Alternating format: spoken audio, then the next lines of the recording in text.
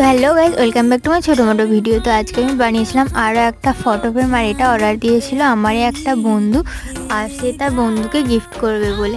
তো এরা দুজনেই আমার বন্ধু, খুবই ছোটোবেলার বন্ধু বলতে পারো। তো এরা আমাকে ফ্রেমটা অর্ডার দিয়েছিল।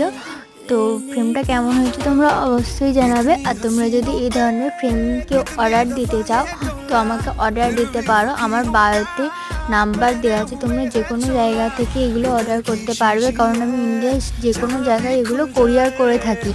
তো তোমরা যে কোনো জায়গা থেকে আমাকে অর্ডার দিতে পারবে। তো অর্ডারটা রেডি হওয়ার পরে আমি তাদের দিয়ে দিই।